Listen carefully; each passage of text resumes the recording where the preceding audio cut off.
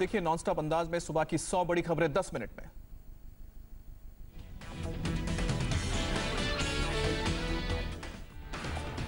पूर्व राष्ट्रपति प्रणब मुखर्जी को आज दी जाएगी अंतिम विदाई। लोधी रोड क्रेमेटोरियम में दोपहर 2:30 बजे होगा अंतिम संस्कार।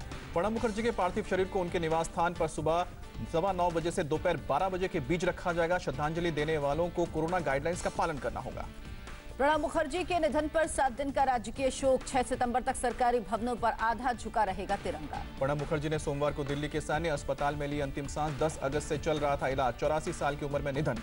फेफड़े में इन्फेक्शन बढ़ने के बाद वेंटिलेटर सपोर्ट पर रखा गया था। डीप कोमा में थे पूर्व राष्ट्रपति। 2012 से 2017 तक देश के 13वें राष्ट्रपति रहे थे प्रणब मुखर्जी। इंदिरा गांधी, नरसिम्हा राव और मनमोहन सिंह मंत्रिमंडल में अहम मंत्रालय की जिम्मेदारी मिली थी। 1 साल पहले मिला था भारत रत्न। बेटी शर्मिष्ठा मुखर्जी ने किया ट्वीट। लिखा, बाबा आपकी बेटी के तौर पर मैं खुद को बहुत सौभाग्यशाली मानती हूँ। राष्ट्रपति रामनाथ कोविंद ने प्रणब मुखर्जी के निधन पर दुख जताया। एक युग का अंत बताया। प्रधानमंत्री नरेंद्र मोदी ने निधन पर जताया शोक का। प्रणब मुखर्जी ने राष्ट्रपति भवन को आम लोगों के लिए सुलभ बनाया। प्रणब मुखर्जी के निधन पर पीएम मोदी का भावुक ट्वीट। पूर्व राष्ट्रपति के पैर छूते हुए तस्वीर साझा कर लिखा, 2014 में दिल्ली आने के बाद प्रणब दा से मिला मार्गदर्शन, समर्थन और आशीर्वाद। बांग्लादेश की पीएम शेख हसीना ने प्रणब मुखर्जी के निधन पर दुख जताया। दोनों देशों के संबंधों को बेहतर करने के लिए उनके योगदान को याद किया। बांग्लादेश में 1 दिन का राजकीय शोक। रक्षा मंत्री राजनाथ सिंह ने कहा, प्रणब मुखर्जी के निधन से गहरा दुख हुआ है। समाज के सभी वर्गों में था उनका सम्मान। राहुल गांधी ने ट्वीट कर दी प्रणब मुखर्जी को श्रद्धांजलि। परिवार के प्रति जताई संवेदना। प्रियंका गांधी ने कहा, प्रणब दा कांग्रेस का मार्गदर्शन करने वाले अभिभावक और कुशल राजनेता थे। राजस्थान के गवर्नर कलराज मिश्र ने प्रणब मुखर्जी को दी श्रद्धांजलि। कहा, भारत ने एक आदर्श राजनेता खो दिया। आरएसएस प्रमुख मोहन भागवत ने भी प्रणब मुखर्जी के निधन पर दुख जताया। ट्वीट कर श्रद्धांजलि दी। इंडिया टीवी के editor in chief Rajat Sharma ने प्रणब मुखर्जी को श्रद्धांजलि देते हुए लिखा, राजनीति का एक युग समाप्त हो गया। उन्होंने आपकी अदालत के 21 साल के समारोह में जो कहा वो आज भी मेरे कानों में गूंजता है। सुशांत केस में रिया चक्रवर्ती और उसके भाई शौविक से आज भी होगी पूछताछ। लगातार 5वें दिन सीबीआई की टीम करेगी सवाल जवाब। सीबीआई ने रिया से सोमवार को 9 घंटे पूछताछ की। डीआरटीओ गेस्ट हाउस में किया सवाल जवाब। रिया से 4 दिन में 35 घंटे हो चुकी है पूछताछ के बाद सांता क्रूज थाने में पहुंची रिया 4 दिनों में दूसरी बार सांता क्रूज पुलिस स्टेशन गई। घर के बाहर के जमावड़े को लेकर शिकायत की। सुशांत के फ्लैटमेट सिद्धार्थ पीठानी को केशव और नीरज से फिर सीबीआई ने की पूछताछ। सैमुअल बिरांडा, श्रुति मोदी और रजत मेवाती से भी किए सवाल जवाब। सुशांत की बहन प्रियंका का सीबीआई ने दर्ज किया बयान। दिल्ली सीबीआई हेडक्वार्टर में प्रियंका का बयान दर्ज किया गया।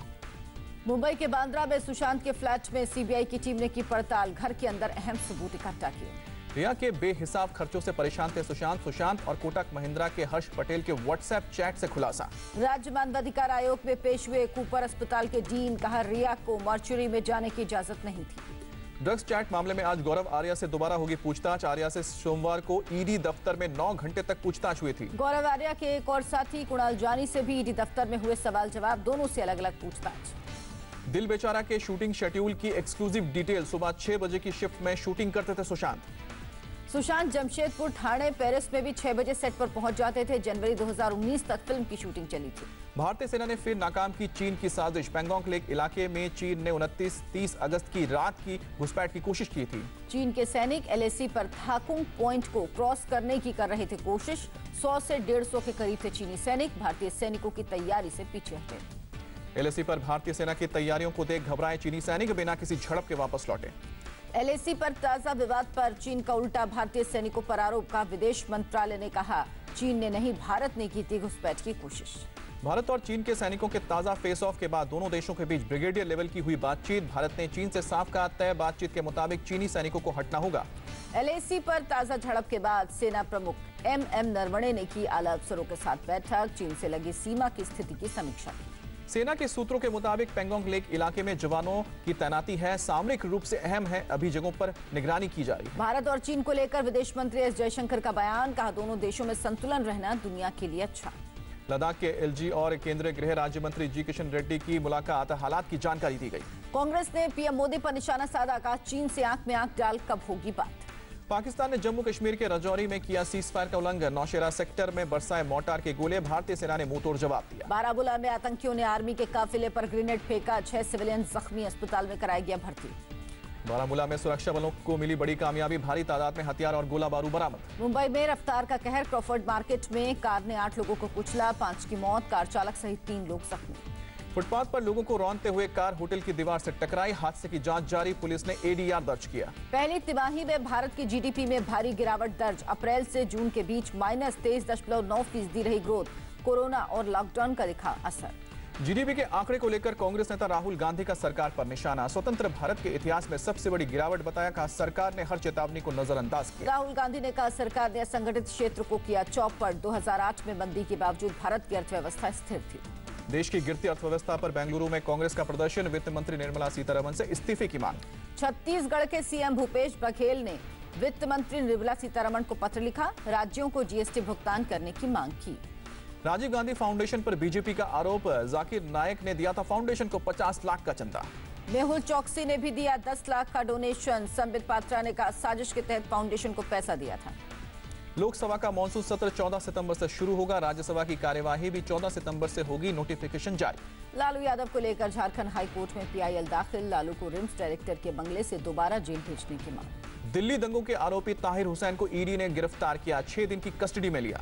लखनऊ में जेईई नीट प्रवेश परीक्षा स्थगित करने की मांग को लेकर समाजवादी पार्टी का प्रदर्शन। पुलिस ने लाठीचार्ज किया। मुंबई में नीट और जेईई परीक्षाओं के समय स्पेशल लोकल में सफर कर सकेंगे छात्र और अभिभावक। रेल मंत्री पीयूष गोयल का बयान। राजस्थान में जेईई और नीट परीक्षा देने वाले छात्रों पर नहीं लागू होगा लॉकडाउन। एडमिट कार्ड को माना जाएगा पास। देश में एक दिन में फिर से 68,766 लोग पाए गए हैं कोरोना पॉजिटिव। संक्रमितों की कुल संख्या हुई है 36,87,000 से ज्यादा। देश में कोरोना से 24 घंटे में 818 लोगों की मौत। अब तक वायरस ने 65,435 लोगों को अपना शिकार बनाया। कोरोना से एक दिन में 64,000 से ज्यादा लोग हुए हैं रिकवर। अब तक 28,37,000 से ज्यादा लोग ठीक हो चुके हैं। कोरोना के मामले महाराष्ट्र, आंध्र प्रदेश, कर्नाटक में सबसे ज्यादा। कुल मामलों के करीब 43% इन्हीं 3 राज्यों के हैं। महाराष्ट्र में फिर कोरोना से 11,852 लोग संक्रमित पाए गए हैं। 184 लोगों की जान गई है। बीते 24 घंटे में मुंबई में कोरोना से 1,179 लोग कोरोना संक्रमित। 24 लोगों की मौत। महाराष्ट्र में 341 पुलिसकर्मी कोरोना पॉजिटिव हुए हैं। 2 की मौत हुई और अब तक 15,294 जवान संक्रमित हो चुके हैं। तमिलनाडु में बीते 24 घंटे में कोरोना वायरस से 5,956 लोग संक्रमित। 91 लोगों की मौत। कर्नाटक में बीते 24 घंटे में कोरोना से 6,495 लोग संक्रमित हुए हैं और 113 लोग की मौत हुई है। दिल्ली में कोरोना वायरस से 1,358 लोग संक्रमित। 18 लोगों की मौत। यूपी में फिर एक दिन में 5,000 से ज्यादा लोग पाए गए हैं कोरोना पॉजिटिव। 24 घंटे में 63 लोगों की जान गई है। यूपी के मंत्री मोहसिन रजा कोरोना पॉजिटिव, खुद को घर में किया आइसोलेट। राजस्थान में एक दिन में कोरोना के 1466 नए पॉजिटिव केस आए हैं। 13 लोगों की जान गई है। राजस्थान में कांग्रेस विधायक Ramesh Meena corona positive. BJP MLA Hamir Singh और चंद्रभान सिंह भी संक्रमित। पश्चिम बंगाल में कोरोना से फिर से 2,993 लोग संक्रमित हुए हैं। 52 लोगों की जान गई है। पश्चिम बंगाल सरकार ने 30 सितंबर तक बढ़ाया लॉकडाउन। राज्य में 7, 11 और 12 सितंबर को होगा कंप्लीट लॉकडाउन। बिहार में सोमवार को 1,324 लोगों की रिपोर्ट पॉजिटिव आई है। राज्य में अभी 16,000 एक्टिव केस हैं और अब तक 694 लोगों की जान गई है। अब तक झारखंड में 4,000 से ज्यादा पुलिस वाले मिले पॉजिटिव। 9 की मौत। तेलंगाना में 24 घंटे में कोरोना के 1873 केस मिले हैं। 9 मरीजों ने दम तोड़ा है। केरल में कोरोना के 1530 लोग संक्रमित। 1,693 लोग ठीक हुए। दिल्ली में 7 सितंबर से शुरू होगी मेट्रो सेवा। सैनिटाइजेशन और सोशल डिस्टेंसिंग का कड़ाई से पालन किया जाएगा। पंजाब में विदेश से आने वाले लोगों के लिए 14 दिन का क्वारंटीन अनिवार्य। राज्य सरकार ने जारी की गाइडलाइंस। तमिलनाडु में आज से खुलेंगे मीनाक्षी मंदिर के कपाट। मंदिर परिसर में सैनिटाइजेशन। दुनिया भर में कोरोना के 2,56,00,000 से ज्यादा केस। अब तक 8,54,000 से ज्यादा लोगों की मौत। पश्चिमी राजस्थान और बिहार समेत देश के कई हिस्सों में अगले 3 दिन भारी बारिश के आसार। अगस्त के महीने में 27% से ज्यादा बारिश हुई है। नागपुर सहित विदर्भ के कई जिलों में बाढ़ जैसे हालात। 14,000 से ज्यादा लोगों को किया गया रेस्क्यू 2 दिन में। विदर्भ के 148 से ज्यादा गांव प्रभावित हुए हैं। पूर्वी विदर्भ में 83 रिलीफ कैंप शुरू किए गए। एनडीआरएफ के साथ एनडीआरएफ की टीम भी रेस्क्यू में लगी है। महाराष्ट्र के चंद्रपुर जिले में बाढ़ प्रभावित गांवों में जारी है राहत बचाव का काम। एनडीआरएफ ने जारी किया वीडियो।